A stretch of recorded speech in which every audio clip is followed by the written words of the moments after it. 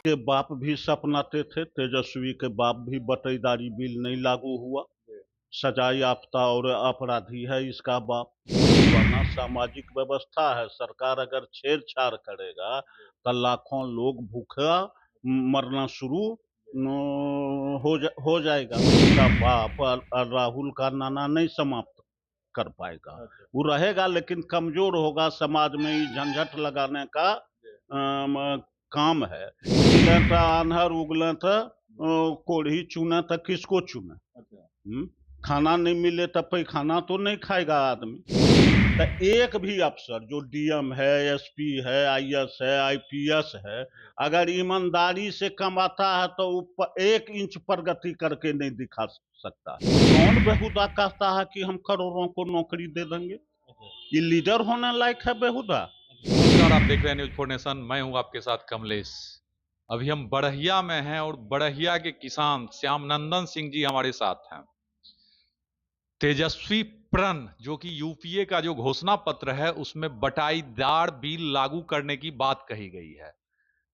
बड़हिया का एरिया है, ये दलहन का कटोरा कहा जाता है। हमारे साथ श्याम नंदन सिंह जी हैं जो किसान भी हैं। बताएंगे कि इस पर जो है क्या प्रभाव पड़ेगा किसानों पे। बटाईदारी जो बिल है उस पर किसानों को क्या प्रभाव पड़ेगा और क्या नुकसान है और क्या फायदा है। ये फायदा कुछ नहीं है। ये जो भी कमजोर वर्ग का लोग बटाईदारी अगर कहीं करता है, हालांकि जिस इलाके में हम हैं यहाँ बटाईदारी है नहीं, ये छीन लेगा उससे जमीन उठवाना शुरू करेगा। इसके बाप भी सपनाते थे, तेजस्वी के बाप भी बटेदारी बिल नहीं लागू हुआ। सजा याफ्ता और अपराधी है इसका बाप। नीतीश जी भी सपनाए थे, बुझ गए। नीतीश जी बंदोपाध्याय को बंगाल से टांग के लाए थे बटेदारी बिल पर। कहाँ चला गया? बुझ गए। ये किसी से होना नहीं है। ये हम लोगों का बहुत पुराना सामाजिक व्यवस्था है। सरकार अगर छेड़छाड़ करेगा तो लाखों लोग भूखा मरना शुरू हो जाएगा। अब बटेदारी बिल लागू करेंगे तो क्या होगा? उसका स्वामित्व समाप्त होगा। हम जमीन के मालिक हैं, हमारे स्वामित्व को तेजस्वी का बाप और राहुल का नाना नहीं समाप्त कर पाएगा। वो रहेगा लेकिन कमजोर होगा। समाज में ही झंझट लगाने का काम है। ये एक सामाजिक व्यवहार है जो समाज आपस में तय करता है कि आधा लेगा, चौथाई लेगा, इतना मन लेगा, इतना मन देगा। उसमें इंटरफेयर करना ये बौद्धिक दिवालियेपन का द्योतक है। और समाज को तो फंसा दिया गया है। अभी चुनाव का बेला है। चुनाव का बेला है, ये वोट ठगने का मंत्र है। और वो जो गरीब गुरबा बटाई पर खेती करके अपना जीविका चलाता है, उसको नष्ट करने का एक अथी है कि उसको बर्बाद कर दें। ये लागू अगर होता है, अगर तेजस्वी सरकार में आते हैं, लागू होता है तो उसके बाद क्या प्रभाव पड़ेगा किसानों पे? जिनकी जमीन है या जिनको बेटाईदारी का, जिनके पास जमीन नहीं है, उनको क्या लाभ होगा? जब तक सरकार में आएंगे, अभी रबी का सीजन है, अभी से लोग जमीन छीनना शुरू कर देगा। ये अभी लाया है अपना घोषणा पत्र में, और लोग तैयार हैं जमीन उससे छीन ले। और छीन लेना चाहिए किसान को जमीन, अपना गाछ वृक्ष लगा दे, छोड़ दे, मरे भूखा। जो जीविका पा रहा है बटेदारी से, उसको ये सर्टिफिकेट देके क्या कर लेंगे? यानी जमीन स्वामी के स्वामित्व को कमजोर करने का एक षड्यंत्र है। जमीन का स्वामी जो है अपने स्वामित्व के सुरक्षा के लिए हर संभव कदम उठाएगा और बटेदार से जमीन ले लेगा। परिणाम यही होगा। नीतीश के काल में भी यही हुआ। जब बंदोपाध्याय को लागू हुआ, हर जगह जमीन छीन लिया आदमी, मुंह फाड़ दिया। वापस हुए नीतीश जी। वो कहीं ना कहीं बेरोजगारी बढ़ेगी, एकदम बढ़ेगी। अराजकता बढ़ेगा समाज में। और स्थिति तो ये है कि गिले तो आन्हर, उगले तो कोढ़ी, चुने तो किसको चुने। खाना नहीं मिले तो पैखाना तो नहीं खाएगा आदमी। जैसे बड़ा प्रसन्न है आदमी वर्तमान सरकार से, ऐसी बात है न। लेकिन ये तो खाना नहीं मिलने पर जैसे लोग पैखाना नहीं खाएगा, विकल्प को तैयार करेगा, जनता अपना विकल्प चुने। बाकी जन समस्याओं का समाधान नहीं राजनीति के पास है, न राजनेता के पास है।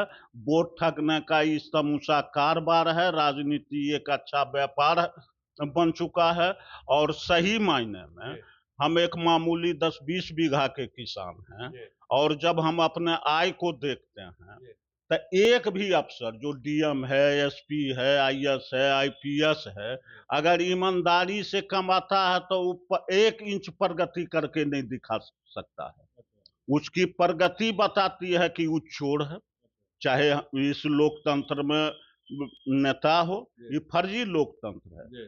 नेता प्रगति करके दिखा दे जो वास्तविक उसका वेतन है, कैसे करके वो परिवार चलाता है और कैसे करके ये कोठी अब बंगला बनाता है। भ्रष्टाचार बढ़ा है। प्रगति के लिए आवश्यक है, जहां प्रगति है वहां भ्रष्टाचार है। जितना विकास बकवास बन के खड़ा है।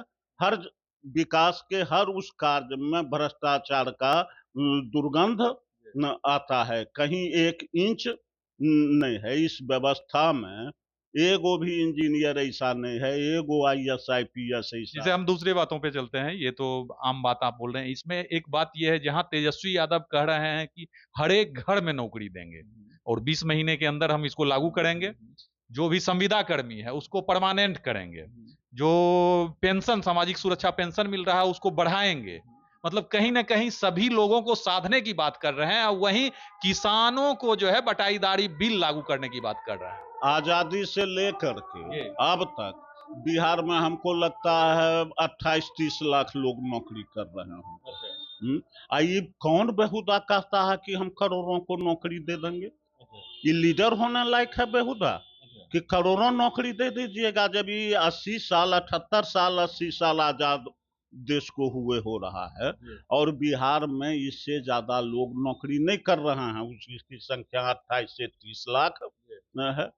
तेजस्वी जी नौकरी दे देंगे। बाप तो नौकरी देते देते जेल जाके भोगा, देख के दया का पात्र है। आदमी का आंकने का तरीका गलत हो गया है। ज्यादा पैसा है तो क्या कर लोगे? ज्यादा रोटी खा लोगे, ज्यादा चावल खा लोगे? देखिए तो बेचारा दया आता है लालू को देख करके। आई भी लेध जैसा हो गया है। ये दारू पी के बोल दिया होगा।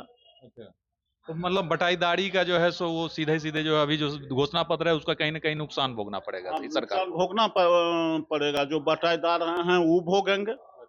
तो लखीसराय में जहां एक तरफ डिप्टी सीएम विजय कुमार सिन्हा है, वहीं अनीश कुमार हैं। तो खाना पखाना वाली बात है। खाना नहीं मिलेगा तो पखाना तो खाएगा नहीं। ये हमारे साथ किसान श्यामनंदन सिंह जी थे, जिन्होंने अपनी बातों को बेबाकी से रखा। तो अभी तक के लिए इतना ही। आप बने रहिए न्यूज़ नेशन। सूरज की पहली किरण के साथ जाग उठा बिहार। हर मत बने नई उम्मीद, हर कदम जिम्मेदारी। न्यूज फॉर नेशन की अपील, 6 और 11 नवंबर को घर से निकलें, वोट करें और अपने भाग्य विधाता खुद बने।